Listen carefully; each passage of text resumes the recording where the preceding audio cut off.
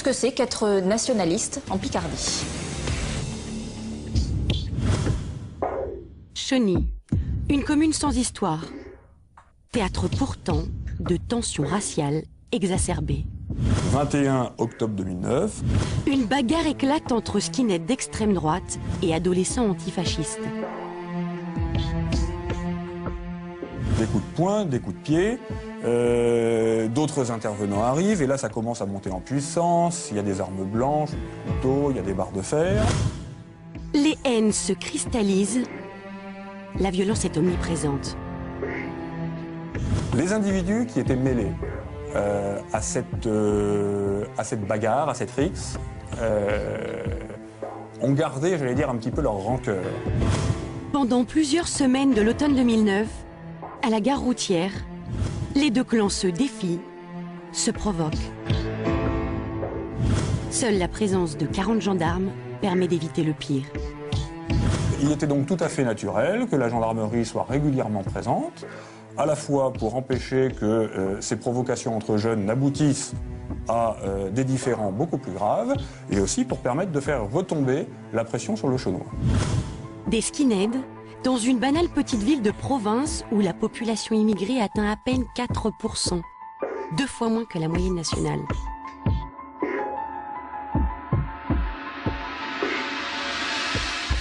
L'immigration a commencé il y a 40 ans. Est-ce qu'il y avait autant de bordel il y a 50 ou 60 ans? En face, des clans qui se forment. Ils nous disent ouais mais pourquoi vous tapez dessus? Mais aussi pendant une année, si on se prend que des signes ou des insultes, évidemment on va craquer. Se radicalisent. Elle m'a demandé c'était quoi mon problème, je lui ai répondu que j'aimais pas les fachos, elle m'a foutu une baffe. Chauny serait-elle la ville où les jeunes n'arrivent pas à vivre ensemble? Comment la haine a-t-elle germé ici? Pourquoi cette éruption de violence? Un an plus tard, nous voulons savoir si la tension est toujours aussi vive. Sur le net, pas de doute.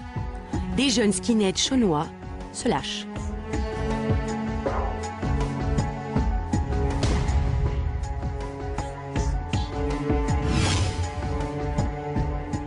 La jeunesse d'extrême droite à Chauny est toujours bien active. Nous décidons de nous rendre sur place pour prendre le pouls d'un racisme de campagne. Direction la Picardie, à mi-chemin entre Paris et Lille. Entouré de champs de betteraves, voilà Chauny. Ses pavillons, ses quartiers populaires, son centre-ville et sa rue commerçante. L'emploi, c'était surtout cette usine. L'an dernier, elle a fermé ses portes. 220 chômeurs en plus. Ici, presque 30% des jeunes sont sans emploi. Première étape, la gare routière. C'est là qu'en octobre 2009, les bagarres se sont déroulées. Un endroit stratégique où tous les élèves se retrouvent avant de rentrer chez eux. Première rencontre. Ces lycéens qui n'aiment pas trop les skinheads. Aujourd'hui, est-ce qu'il y a encore des insultes? Moi il y a 2 jours, j'étais avec des potes, on allait en ville et tout. On a vu un facho, et il me regarde, il fait tiens. Et il m'a fait le signe et tout. Puis je l'ai mal pris donc j'ai été le voir. Pourquoi le signe? C'est comme ça le signe d'Hitler là. Il nous fait comme ça et tout. Et puis j'ai été le voir avec des potes et puis il s'est pareil, il a appelé ses potes. C'est eux la plupart du temps qui nous cherchent. Voilà, la fameuse bande de skinheads. À bonne distance de l'autre clan. Entre eux, c'est la guerre froide. Au lycée tout proche, nous apprenons que la résistance s'organise contre les fachos. Mon profil bas en fait. Mon profil bas.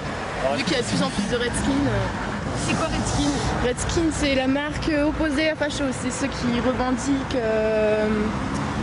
qui sont avec les Arabes, avec tout ça, avec les Noirs, enfin avec couleur de peau quoi. Ceux qui sont pas racistes, on va dire. Pour mieux comprendre comment s'organise la riposte, nous passons la soirée avec Adeline, 18 ans. Et sa tribu anarcho-punk libertaire antifasciste. C'est moi qui te l'ai fait. C'est moi qui te l'ai fait, c'est moi qui te l'ai fait. Tu me l'as piqué celui-là? Ah non, non, c'est le même. Aline, Charlotte, Mathieu et les autres militent de la tête aux pieds. D'alcoolique confirmé. Un rouge et un noir, c'est les narcos. Et le fasciste, en fait, il met des lacets blancs. Ouais. Ah, t'as des lacets blancs, t'es facho? Ah ouais, t'as vu sur mes converses. Ok. Après, il y a le ska, il y a... Leur engagement est une affaire de look, mais pas seulement. Putain de potes. Au mois de mars 2010, 400 antifascistes ont manifesté dans les rues de Chauny. Une démonstration de force après la fameuse bagarre de la gare routière.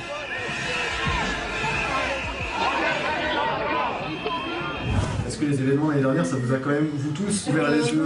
Oui, ça m'avait vachement choqué. Je pensais pas que c'était à ce point. Je sais pas, faut bouger, faut faire quelque chose. Faut pas rester là à dire tant qu'il n'y a pas de dispute. Alors, comment vous bougez d'ailleurs? Qu'est-ce que vous faites concrètement? C'est de discuter. Et si la personne elle veut pas discuter. Nous on les provoque. Nous on aime bien ça. Moi l'année dernière ils me sont tombés à 20 sur moi.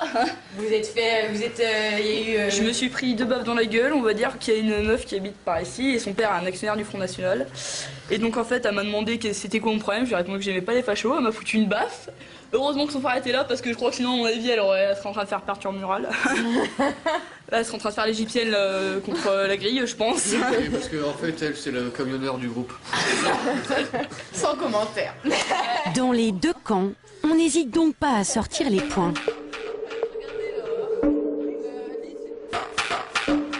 D'ailleurs, ce soir-là, à Chauny, en consultant la page Facebook d'un jeune skinhead, un récit attire notre attention.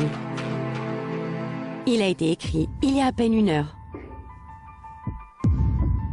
On était au bar, on buvait une bière. Un gamin rentre dans le bar en disant « Venez vite, il est en train de se faire défoncer ». On est sorti à fond de balle. Ils étaient 5 sur le type. J'ai pété un câble, on les a dépouillés. D'un coup, une dizaine de personnes débarquent. Rebagarre. À 5 sur moi, collé contre une bagnole, j'avais encore le dessus, mort de rire. Puis les Schmitt juste après. En clair, ce soir, les skinheads se sont à nouveau battus. À Chauny, ça n'était pas arrivé depuis 1 an. Les gendarmes sont intervenus.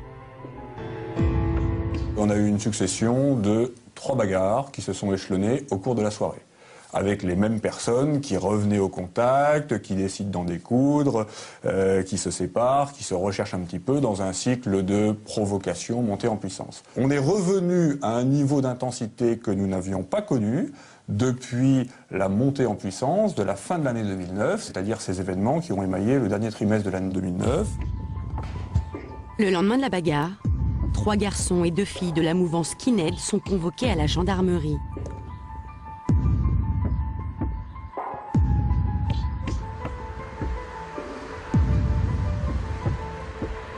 Nous décidons d'attendre leur sortie.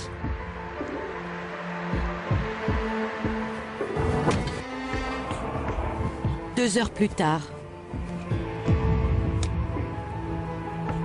Je suis journaliste et je fais un petit reportage sur Chauny, mais... Les voilà, ceux qui intriguent tant. Nous ne leur laissons pas le choix. La caméra tourne tout de suite.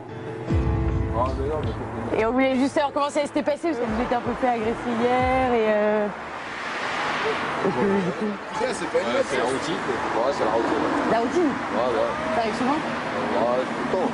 Ah ouais? Et tous les combien? C'est régulier.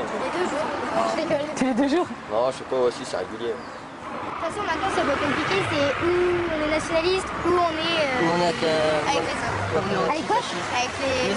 Voilà, On est faf ou anti-faf, mais voilà, c'est tout maintenant. Il n'y a plus de milieu, en fait. Avant, il y avait des personnes qui parlaient aux 2 camps, maintenant il y a 2 camps. Et c'est qui est dans l'autre camp? Bah les autres, Tout ce qui est gauchistes, communistes, anarchistes, nord-africains, sud-africains. Pourquoi ils vous haïssent? Ils nous haïssent parce que nous, on est extrêmes. Parce que nous, on a des opinions que pratiquement personne n'a. Une mouvance extrême. Stéphane François est politologue, spécialiste de l'extrême droite et surtout originaire de Chauny. Ce qui est intéressant dans leur discours, c'est, là il est clairement, c'est nous contre les autres. Notre tribu contre le reste du monde. sont des gens qui viennent de milieux très défavorisés. Ils ont peur de perdre le peu qu'ils ont. Peur à cause du chômage, peur à cause de l'insécurité de la mondialisation. C'est pas conscient chez eux, mais l'immigré qui vient de son pays pour venir en France, c'est une peur de la mondialisation, c'est une volonté de repli sur soi, tout simplement, de vivre entre soi. Un retour du tribalisme, voilà. On est bien dans la famille, dans notre clan, et on n'aime pas les autres, quels qu'ils soient. Il y a des dizaines et des dizaines de personnes sans papier qui traînent dans Chauny. Il y a des Turcs, des Kurdes, il y en a aucun qui a des papiers, ils ouvrent des kebabs. Hop, au bout d'un an, ils ferment, c'est le cousin qui reprend. Ça fait que ça. Il y a au moins 9 kebabs dans Chauny. C'est une petite ville, on est combien? 15 000 habitants, je crois. Oh, je sais pas, je suis sûr qu'il y a même plus de 9 kebabs déjà. Regardez les petites vieilles qui se font agresser pour un soc et tout, les gens ils osent même plus sortir à partir de 21, vous croyez que c'est normal? Franchement, c'est pas normal. Tout être humain, si on peut même plus sortir quand il fait nuit, sérieux, c'est quoi? Là on n'est pas au Pakistan ici, sérieux. Si on n'a pas le droit de se balader dans nos propres rues, après on fait comment? On se cache chez nous. Donc la question est de vous raciste, vous répondez quoi? Sans commentaire. On n'est pas raciste. Je veux dire, on est nationaliste. Attends, l'immigration a commencé il y a 40 ans. Est-ce qu'il y avait autant de bordel il y a 50 ou 60 ans? Non, il n'y a pas de bordel. Voilà, c'est tout. Pourquoi depuis 40 ans qu'il y a de l'immigration, il y a du bordel? Donc on leur a construit des quartiers, on leur a construit des quartiers à eux, soi-disant. Les forces de l'ordre ne peuvent même plus rentrer là-bas sans prendre des frigidaires sur la gueule. Le quartier visé par Marius est celui-ci, la résidence. Quelques barres d'immeubles et une population métissée. De quoi alimenter beaucoup de fantasmes. Le quartier de la résidence, si on veut, en tout cas certains se plaisent à dire que c'est le quartier sensible de Chauny. Moi je relativiserais beaucoup. Hein. Le quartier de la résidence, si on prend le volume des faits qui s'y déroulent, le volume éventuellement de ce qu'on pourrait qualifier de violence urbaine, c'est extrêmement limité. Mes personnels y vont. Mes personnels y patrouillent de jour comme de nuit. Nous cherchons à discuter avec des habitants de la résidence, mais rares sont ceux qui accepteront, souvent par peur de remettre le feu aux poudres. Ce jeune garçon accepte de briser l'omerta. Nous l'appellerons Thomas. Faut en parler de ces problèmes. Si on n'en parle pas, ça cessera jamais. Entre nous, ça fait du bien de savoir qu'il y a des gens qui s'intéressent à ce souci au juste. Thomas nous emmène sur les lieux de la bagarre d'hier soir. Il affirme ne pas y avoir participé, mais il connaît ceux qui ont affronté les skinheads. Apparemment, ça a commencé à des insultes et après, direct, ça en est venu à des faits de violence. C'est déplorable de voir ça, quoi. Ça veut dire, nous, dans ce cas, si on est arabe ou black, on ne devrait pas se balader dans les rues de notre propre ville ou même sortir de chez nous. Quand ce jeune homme se balade dans les rues de la ville où il est né, voilà à quoi il est confronté. Voilà ce que des jeunes de groupes néo-nazis font sur des lieux culturels. Moi, honnêtement, je trouve ça honteux de faire ça sur des lieux publics comme ça, et surtout que c'est historique un lieu comme ça. Mais il y en a d'autres, si vous voulez les voir, je peux vous y emmener. Là, vous voyez WP, ce qui veut dire White Power, pouvoir au blanc. Facho, facho. Ici, on peut voir un peu en gris métallisé le HH à Hitler. Ensuite, on voit encore une croix gammée. Ça s'est produit aussi sur une mosquée il y a 2 ans en arrière. Moi, personnellement, sur la mosquée, je t'ai touché puisque mon nom et prénom a été cité avec une croix gammée en dessous et elle a dit voilà, monsieur Untel, t'es mort. J'aimerais bien que la ville de Chauny repeigne ça parce que sur une église, moi, personnellement, je suis pas catholique, je suis musulman. Mais sur une église, ça se fait pas trop, quoi. Chez moi, c'est haram. Voilà. Chez moi, c'est pas bien. Il a mis du temps à accepter de se confier. Mais désormais, Thomas veut nous emmener partout. Alors là,